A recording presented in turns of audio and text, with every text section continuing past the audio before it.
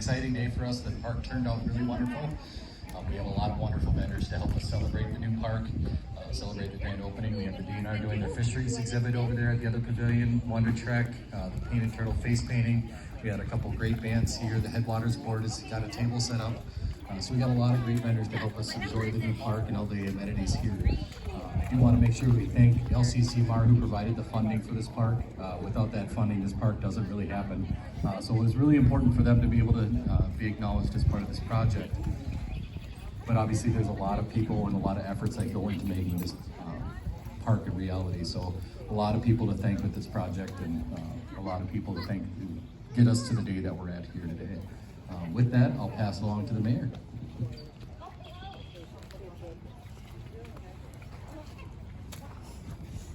I could have stood closer to the stage. Hello everyone, I am Mayor Dave Badeaux with the City of Brainerd, and I have the fantastic task of starting the process of listing 1,000 people for this project. I don't know if any of you were at the graduation last night, but that went on forever. So we're gonna try and keep things brief in our speeches and whatnot.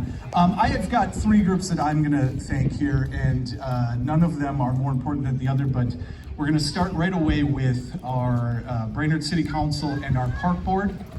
And I wanna group you guys together because you have a very similar task. It took me a long time to realize that our job is really to be the no guys, to be the people that say no. And what it's really about is if our positions did not need to say no, there's no reason for them to exist. And what that creates is an unenviable position of constantly being the bad guy. But in the long run, what you get to see is things like this that are created and are designed to bring people together. And these are the instances where we get to celebrate saying yes. So what I want to say real quick to the Park Board and to the City Council together, thank you for all the work that you do. There is a group of rock stars that we currently have right now. In the time that I've been with the city, we've seen some people come and go, but as a whole, what we've got now is a group of people that I can honestly tell you spend the majority of their lives thinking about things like this. Going through and picking out the tiny little details of every city and not looking at what we can do to make gigantic changes and try to be something that we're not, but really looking at ways that we can create the best version of ourselves. And I think this is a great example of that. So thank you to the Park Board and to our City Council. Very good, Jennifer. Thank you. Leave that applause. Leave that applause. Secondly, I want to thank our city staff. So again, thankless jobs, right? We are the group of people that are out there on a daily basis doing the work. And without them, we can't have events like this, but we also can't keep the things that we create, right? We've got this fantastic space that has now been created. And I would argue, not a park, but a place for connecting people is what this is. But the task of the city staff is to make sure that our city continues to run on a daily basis. It is to come out here and do the weeding and doing the cutting of the grass and looking at the things that we need to maintain. And that is a job that continues in perpetuity. And I just want to thank you guys for everything that you do. We won't say individual names because we don't want to forget anyone, but I just want to thank every single one of you for all the work that you do because it is extremely important and it does not go unnoticed. There we go. All right. And then lastly, I want to thank the Brainerd Riverfront Committee. The Brainerd Riverfront Committee is a group of people that has changed over time. There have been countless numbers of individuals that have been involved in this along its long process, but this is something that has created, come down here maybe. This is something that has went from multiple versions of what this could possibly be, but the vision was always the same, connecting people back to the Mississippi River. As a city, at our birth, what we were created for was a way to get across the Mississippi with the railroad, and eventually finding other ways of getting across with ferries and with small bridges and that sort of thing. But what we did over time was we kind of lost sight of that, and we kind of turned our back to the river. And what the Riverfront Committee did was they looked at this space and they said, what a fantastic place to connect us back to the river. And I will say this, between here and the Park Board and City Council connecting this, we now have a park, a continuous park, that goes directly from here all the way down to the end of the Kiwanis and Railway Park as well. And that is a fantastic thing to have. The amount of park space that we have alongside this river is amazing. I know that it's been a treacherous and long process. I know that the vision changed over time, and that what was initially envisioned is changed. What is envisioned again is changed again. But what I want to say real fast is just thank you for the stick-to-itiveness and for the continued effort to make sure that the project gets done. I've said 1,000 times that I am a fan of people that do the work. There are a million people out there that have ideas, but there are only a handful of people that have the vision and then have that wherewithal to continue moving forward over all the hurdles that it takes to get something like this done. And I want to thank you guys from the bottom of my heart, because without the Riverfront Committee, this would not happen. So thank you. And now I believe I'm handing it off to our Park Board President, Mr. Andrew Shipe. On behalf of Brainerd Park Board, we'd like to welcome everyone to our brand new Lyman P. White Park. Really, it's just a special day. We have so many parks in the city of Brainerd, and to get to open a new one, it's fantastic. The views are amazing, so just really grateful we get to experience this all together. And as the mayor said, I've got a laundry list of folks to thank. So really starting with the beginning of the process, all the way with the University of Minnesota Rural Design Center, Go Gophers, the National Park Service, Brainerd Community Foundation, SEH, they all helped coalesce the vision for the park. Exactly as the mayor was saying, it takes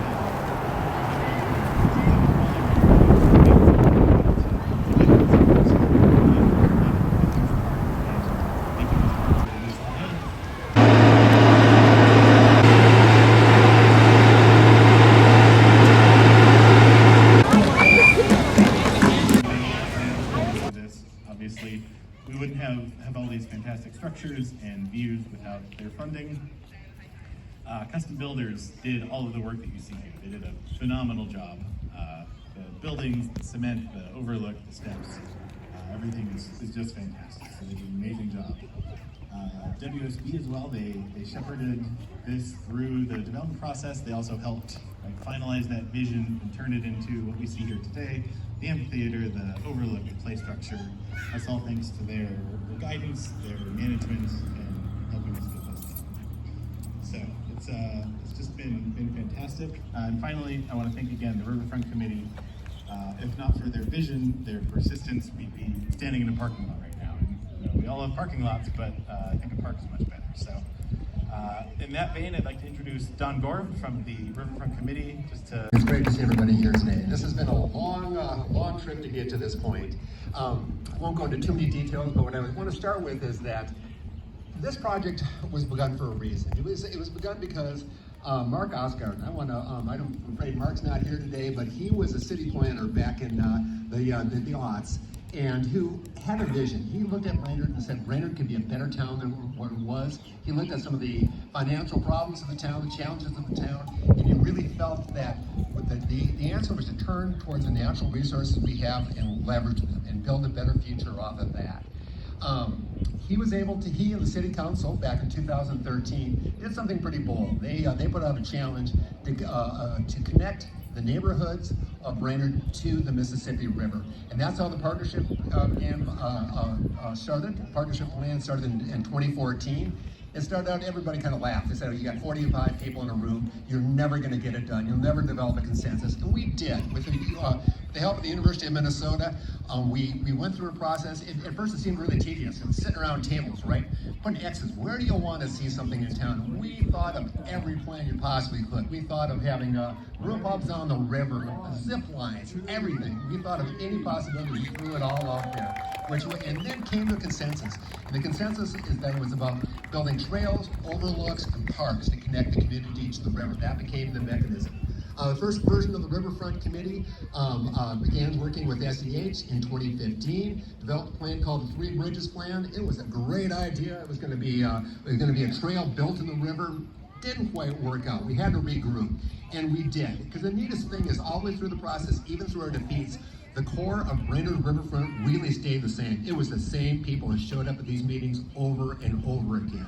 That's what made it possible. That's what encouraged me and others to continue to work, is that you weren't alone, that people would keep showing up, and waiting for the turning point. One of the turning points was in when I think it was about 2018. We had Ashley Kaiser shot at the time, and Ashley was able to connect us with the National Park Service. And that's where things changed. Working with the National Park Service and Holly Olson from the National Park Service, she made our mission really clear. She said, your job is to design, engage, and fund. Those are the three things you gotta do. And she encouraged this grassroots approach. And that every time we had an idea, how were we gonna share the idea? How were we gonna engage the idea? By doing that, by working from the grassroots up, we were able to develop a consensus, develop a plan. We came back, we went from our big kind of pie in the sky plan back to something very practical. And to have a Riverside Park, we identified this site. This is you may or may not remember, this was a parking lot. This was just not even a parking lot, just a regular parking lot. It was a pretty ugly parking lot. It was an eyesore, and environmentally it did nothing to benefit the river. Everything just kind of ran right into the water. And there really wasn't access. There was that, and that really kind of epitomized access to the river in this town. It often involved either trespassing or climbing over a fence or running or daring to scramble down a steep incline to get to the river. If you did that, you could. So what we were able to do is develop a plan and to demonstrate the community support, and then we were able to go through the process, the LCCMR process. That's your lottery money. Your lottery money bought this park and did this. And so if it, again, I want to thank the Riverfront Committee members and then everybody that worked, the city staff, the engineering firms, again, the National Park Service, and the different community organizations we reached out to. That was one of the things that we really changed in the second half of our process. Is we identified groups like the YMCA or CLC that we could work with, that we could show up at their events and we could demonstrate what we have. We could demonstrate the plans. We could show them models of what we were trying to do and gain support. That's why this was successful. The folks behind LCSMR, the trust fund, they were like, well, we don't fund parks. But when they saw our idea and they understood how much community support we had and what a great design we had, I think that was the turning point. We were able to get this done. So it's been so exciting the last year to watch this go from a parking lot into a beautiful park. And lastly, I want to really emphasize, this is not the end. This was always meant to be a starting point. This was meant as a way to get the feet on the ground and to work from here. Just imagine what we can do going to the south. We have a lot of parks to the south, but they're not really connected. Imagine if we could go up to College Drive and make it a continuous path that would go all the way to Rotary. We could do things along there to pull that together into one. Imagine if we bring Rotary Park, y'all seen that island out in the middle of the river? That's called Frenchie's Island. Imagine we had a bridge at Frenchie's Island that went across, a bicycle snowmobile bridge, that went across over to Baxter, over towards CLC, that would start to connect the whole area. There are great possibilities. On the west side of the river, there's chances places for overlooks, there are places for trails along the bluff that we should be looking at and connecting the west side as well.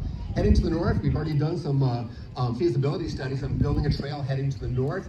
There's great opportunities ahead of us. And I today would like to call on the City Council and the Mayor to consider what our next steps are. I think Brainerd Riverfront needs some new leadership, needs some new blood, and another challenge. It needs to be challenged again, because again, we can do more than this. This is great, but this is just the beginning. And really what this is about is not just building a park, it's about changing a town's perspective and raising up a town's self-esteem where they really believe that they have a beautiful place to live, and that can make for a better community. So I want to thank everybody today. I really appreciate everybody showing up, and I appreciate everybody's support all along the way. Thanks, and have a great day, folks. Thanks you.